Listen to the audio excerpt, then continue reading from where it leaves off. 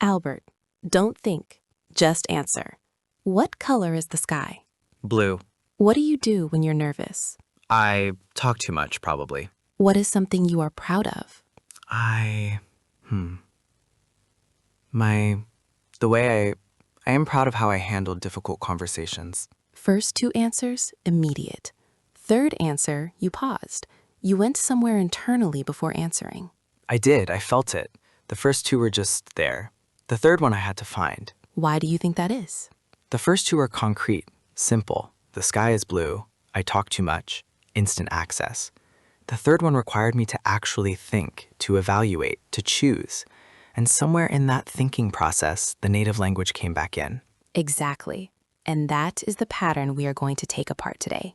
Because in part 1, we talked about what the translation loop is and the daily practices that start to dissolve it. Today, part 2, we go deeper into why the loop is stronger in some situations than others, into the specific mental habits that keep it in place, and into the more advanced practices that go after the root of it. Because the narration, the self-questioning, the dream journaling from part 1, those are building the foundation. Part 2 is the structure on top. Welcome back, everyone. I'm Mary. I'm Albert. LeapTalk English B2 level. If you haven't watched part 1, go back and watch it first. This builds on it directly. Word tour at the end, 8 words, stay for it. Quick comment question. After part 1, did anyone try the morning narration exercise? What happened? Tell us in the comments. We genuinely want to know. Right, let's go. So, Albert, let's name the pattern from the opening. Why does the translation loop come back in certain situations and not others? The simple version, when the task is simple and automatic, English flows. When the task requires real thinking, evaluation, reflection, complexity, the brain defaults back to the native language because that is where it feels most capable. Right. And this is called cognitive load. When the cognitive load is low, the question is simple, the answer is obvious, the English can flow because there is enough processing capacity available. When the cognitive load is high, the question requires thought, the answer requires evaluation, the processing capacity fills up. And when it fills up, the brain economizes. It routes to the path of least resistance, which for most learners is the native language. So the translation loop is not a language problem at the high cognitive load moment. It is a resource problem. Exactly. And this is why simply knowing more English does not always solve it.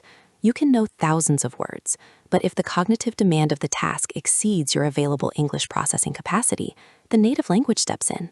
And the solution is not to reduce the cognitive demand of the tasks you engage in. It is to increase the English processing capacity available for those tasks. Which is done through, again, volume. Volume of English thinking in complex situations, not just narrating simple actions, but practicing English in situations that require actual thought. So the morning narration from part 1 is the foundation, but it is not enough on its own. It is not enough on its own. It handles the low complexity layer. Part 2 handles the complex layer. Okay, let's go into the specific mental habits, because you said there are habits, not just a capacity issue, that keep the translation loop in place. Yes, 3 main habits, and I want to demonstrate each one before explaining it, because if you hear the demonstration first, you will recognize the habit immediately, and recognition is the first step to changing it. First habit. The emotion anchor.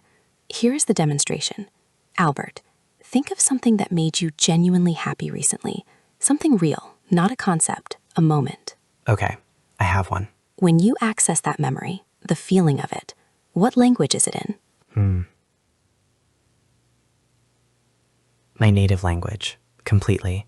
The memory is in my native language. For most people, emotional memories are stored and accessed in the native language because that is the language in which the emotion was originally experienced and encoded. The joy, the grief, the pride, the embarrassment, they happened in the native language, so they live there.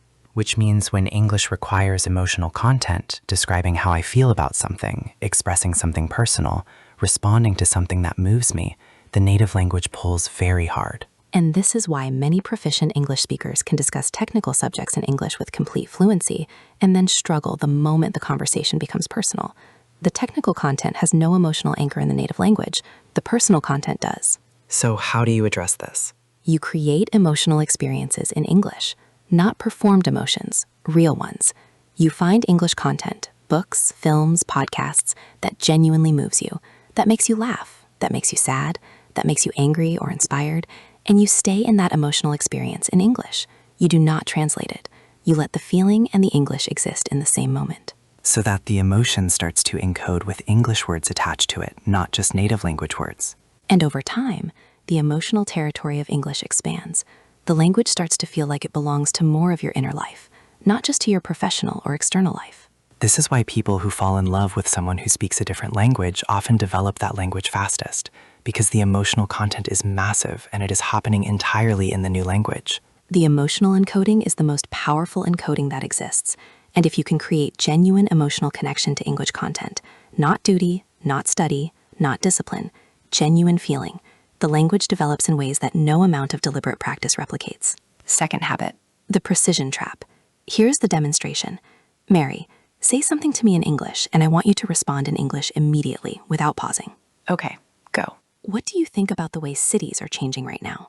I think cities are becoming they're trying to be more things at once. More living, more working, more, I don't know the exact word, more experiential maybe. Like the city is supposed to be an experience, not just a place to be. That was immediate, slightly imperfect, completely coherent, and genuinely interesting.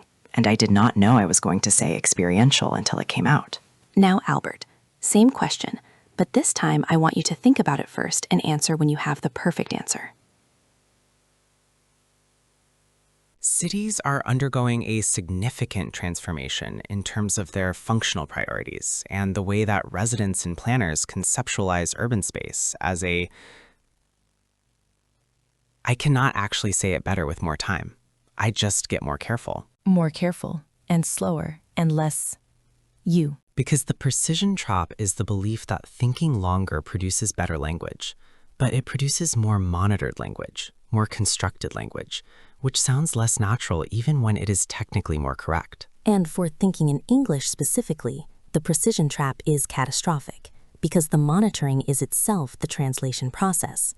Every moment you pause to find the exact right word, you are going back to the native language to find it. Whereas the imprecise word, the one that arrives in English without the search, is building the direct road. Even if it is slightly wrong, even if experiential was not quite what you meant, the direct arrival of an English word is more valuable developmentally than the perfectly correct word that required a native language search to find. So the practice is, let the imprecise word come.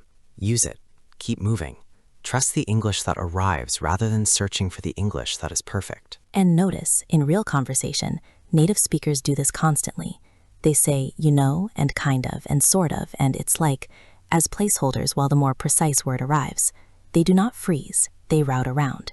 And their routing tools are English routing tools, not native language searches. Building English routing tools, kind of, sort of. What I mean is, let me put it differently. These are themselves a form of thinking in English. They are the English that keeps the English going while the specific word catches up. And that specific list, those English filler and routing phrases, we are going to come back to in a moment, because they are some of the most valuable things you can build into automatic retrieval. Third habit. The grammar guard. This one is closely related to the precision trap, but it is specifically about grammar rather than vocabulary. Here is the demonstration. Albert, tell me about your week. Quickly, no stopping. Okay, it was busy, very busy. I had a lot of meetings, too many, honestly. One of them is useful, the rest were, I don't know, they felt like they could have been emails. And I finished something I've been working on for a long time, which felt good, and I slept badly on Wednesday for no reason I can identify. Perfect. Natural. Not one grammar error I noticed. Because I was not checking for grammar errors. I was just talking. Now, write me a sentence about your week. Take your time. This week has been characterized by a high volume of meetings, of which only one could be considered genuinely productive. Grammatically impeccable. Completely unlike how you speak. Because the moment I was writing, or consciously constructing, the grammar guard came up. And the grammar guard produces English that is correct and robotic. And the grammar guard in speech, the internal grammar monitor that checks each sentence before it leaves, is one of the main mechanisms of the translation loop, because it inserts a conscious review between thought and speech, and that review is happening in a meta-language, a language about language, which for most learners is most naturally the native language. So removing the grammar guard, or at least loosening it, is part of moving towards thinking in English. The grammar guard has its place in writing, in formal prepared communication, in situations where you have time and the stakes of accuracy are high. But in speech, in conversation, it is almost always counterproductive, The errors it prevents are less costly than the naturalness it destroys. And the interesting thing is, when you stop guarding, the grammar is often better than you expect. Because the chunks you have, the pre-built units, are already correct. You stored them correctly. You just need to trust that they come out correctly too. Which goes back to the trust we talked about in part 1. The grammar guard is a symptom of not yet trusting the English, and the trust builds to use, through letting the English out and discovering that it was mostly right all along. Okay, advanced practices. Part 1 gave us the foundation: narration, self-questioning, dream journaling. What does the next level look like? 3 practices for the complex layer. For building English thinking capacity in high cognitive load situations. First one, English journaling. Not a diary, not a record of events, a thinking journal. You write in English, without editing, whatever you are genuinely thinking about. A problem you are working on, a decision you need to make, a feeling you are trying to understand. The subject matter should require real thought, not "I had eggs for breakfast." I cannot decide whether to take this new project. On one hand, it pays well and the work is interesting. On the other hand, I am already stretched, and I know from experience that I underestimate how much this kind of project takes from me. But I also know that I tend to play it safe and then regret it. So the question is whether this is genuine caution or familiar avoidance. That is real thinking, in English. And it requires real cognitive engagement, not simple narration. And doing that in English, putting complex, genuine thought into English, is building the capacity for thinking in English at exactly the level where the translation loop is most persistent, the complex, emotional, reflective level. Second practice, English opinion routines. Every day, pick one topic, something you genuinely have a view on, and talk about it in English for 2 minutes, timed, no preparation. Just your view in English for 2 minutes. And topics should be real, not "what is your favorite color?" Real opinions. Should cities charge for car access to the center? Is remote work better or worse for junior employees? Was the last thing you watched worth your time? These require you to think, to evaluate, to take a position, to argue, and to do all of that in English simultaneously. And the 2-minute constraint is important because it removes the option to wait until you have the perfect thought. You fill the 2 minutes with whatever English comes, including the imperfect sentences, including the routing around, including the "what I'm trying to say is," because all of that is thinking in English. Imperfect thinking in English is still thinking in English. Third practice, English debate with yourself. This is the most advanced one. You take a position, and then you argue against it, in English, out loud. Remote work is better for productivity. Okay, but actually, for junior employees who need mentorship and informal learning, being in a physical space with senior colleagues is irreplaceable.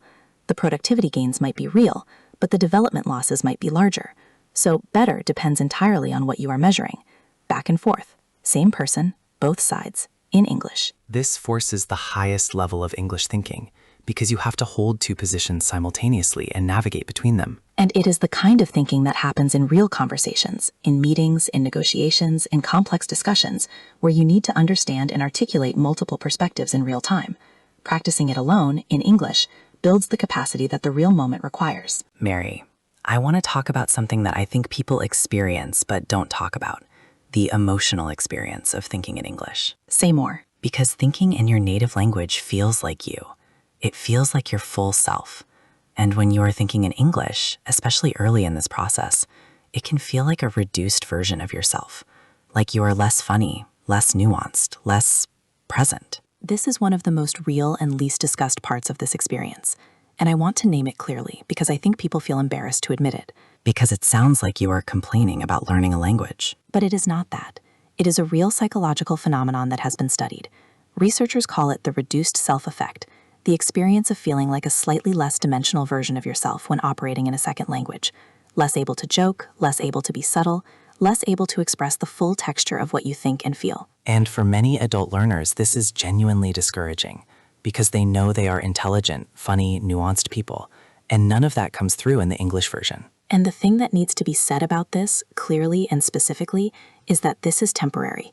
Not temporary in the sense that it goes away on its own.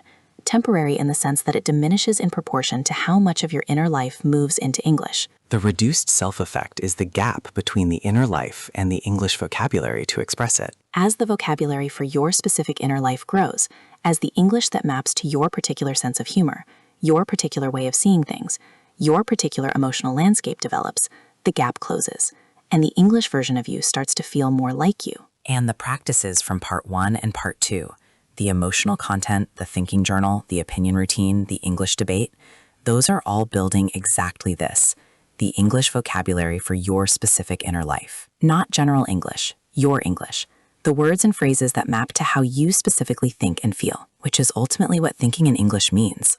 Not thinking in some neutral version of the language, thinking in your version of it. The 4-word tour, the routing phrases, because you promised we would come back to these. Yes, these are some of the most valuable things to have in automatic retrieval for exactly the moments where the translation loop tries to reassert itself, when the specific word has not arrived yet, when the thought is not fully formed. These phrases keep the English flowing while the rest catches up. Give me the list. What I'm trying to say is, let me put it differently. It's kind of like, you know what I mean? Something like that. How do I put this? I'm not sure of the exact word, but it's a bit like. Does that make sense? What I mean is, sort of, in a way. These are all English responses to the English problem of not having the word yet. Rather than freezing, rather than going silent, rather than going back to the native language, these phrases keep the conversation in English while the specific word or idea catches up. And native speakers use these constantly. Constantly. They are not a sign of weakness or low level. They are a sign of someone who keeps the communication going rather than stopping it, which is exactly what fluency requires. And having them in automatic retrieval, being able to produce them without thinking, means the gap when the specific word is missing is filled with English rather than silence. Which keeps the English environment alive, which keeps you in thinking in English mode rather than sliding back into translation mode. Build the routing phrases first, before the advanced vocabulary, before the complex grammar. The routing infrastructure keeps everything else possible. Word tour. First word, cognitive load. Cognitive load is the amount of mental effort being used at any given moment. When cognitive load is high, when the task is complex, there is less capacity available for English processing, which is why the translation loop returns in difficult conversations. For example, in a simple conversation about familiar topics, her English flowed naturally. In a complex negotiation, the cognitive load was high enough that she found herself translating again. Or, reducing the cognitive load of English production by building automatic retrieval of chunks and routing phrases frees up processing capacity for the content of what you are saying. Repeat, cognitive load. Cognitive load. Next, anchor. As a verb, to anchor means to fix something firmly in place, to connect it strongly to a specific point. Emotional anchoring means a memory or concept is connected strongly to a specific language because that language was present when the emotion was experienced. For example, her earliest memories were anchored in her native language, which meant accessing them always brought the native language with it. Or, creating genuine emotional experiences in English through films, stories, music builds new emotional anchors in the language, making it feel like home rather than a second house. Repeat, anchor, anchor. Next, monitor. To monitor means to watch and check something continuously. The internal grammar monitor is the mental process that reviews language production for correctness, which in speech creates unnatural pauses and prevents automatic fluency. For example, she was monitoring her English so carefully that every sentence came out correct but stilted. The monitoring was preventing the fluency. Or, learning when to monitor and when to release monitoring is one of the most important meta skills in language development. Formal writing needs monitoring, spontaneous speech needs less. Repeat, monitor, monitor. Next, nuance. Nuance means a subtle distinction or shade of meaning, the fine differences that make communication rich and precise. Feeling unable to express nuance in a second language is part of the reduced self effect. For example, in her native language, she was known for her nuance, the ability to hold two contradictory ideas with care and precision. In English, she felt that nuance was the first thing to go. Or, nuance in a second language develops slowly and requires a very large vocabulary of precise words. But it does develop, and when it arrives, the language finally starts to feel like yours. Repeat, nuance, nuance. Next, spontaneous. Spontaneous means happening naturally and immediately without planning or preparation. Spontaneous English production, speaking without preparation, is the target. Constructed English production, assembling sentences consciously, is where most learners currently operate. For example, the difference between her prepared English and her spontaneous English was significant. She sounded fluent in presentations and stilted in conversation. Or, practicing spontaneous English in low-stakes situations, narrating, journaling, opinion routines, builds the infrastructure for spontaneous production in high-stakes ones. Repeat, spontaneous, spontaneous. Next, dimension. A dimension is a layer or aspect of something, its depth. The reduced self-effect is a reduction in perceived dimensions, feeling less fully present in a second language than in a native one. For example, in English, she felt one-dimensional. The humor, the subtlety, the sharpness she had in her native language simply did not arrive. Or, Every English word that connects directly to your specific inner life adds a dimension to your English self. The goal is not perfect grammar, but a full dimensional presence in the language. Repeat, dimension, dimension. Next, route. As a verb, to route means to direct something along a specific path. In language thinking, routing means sending a thought through a specific linguistic channel, either through the native language or directly into English. For example, early in language development, all thoughts route through the native language before reaching English. The development goal is to create direct English routes for more and more of those thoughts. Or, the routing phrases. What I mean is, kind of like, let me put it differently, are English routes for moments when the specific word has not yet arrived. Repeat, route, route. And our final word, persevere. To persevere means to continue doing something despite difficulty or delay, to keep going when progress is slow or invisible. Thinking in English is a long development, and perseverance is the quality that determines whether you complete it. For example, she persevered with the daily narration practice for 3 months before she noticed a real shift, and then the shift was significant enough that she could not imagine going back. Or, the learners who develop genuine thinking and English ability are not the ones with the most talent. They are the ones who persevere through the early stage when the practice feels pointless and the results are invisible. Repeat, persevere, persevere. 8 words. Cognitive load, anchor, monitor, nuance, spontaneous, dimension, route, persevere. All of them describe something real about the inner experience of language development. Final challenge for part 2. Pick one of the 3 advanced practices, the thinking journal, the opinion routine, or the English self-debate. Just one. Commit to 5 minutes a day for 1 week, not more. 5 minutes. And at the end of the week, notice the difference between day 1 and day 7. Not whether your English improved, whether it felt different, whether the gap between thought and English was slightly smaller. Because the gap does close, not dramatically, not overnight, but measurably, perceptibly. And once you have felt it close, even slightly, you will know that it closes further and further until the English is just where you think. I'm Albert. I'm Mary. Thank you for watching both parts and for doing the work. See you next time. Bye, everyone.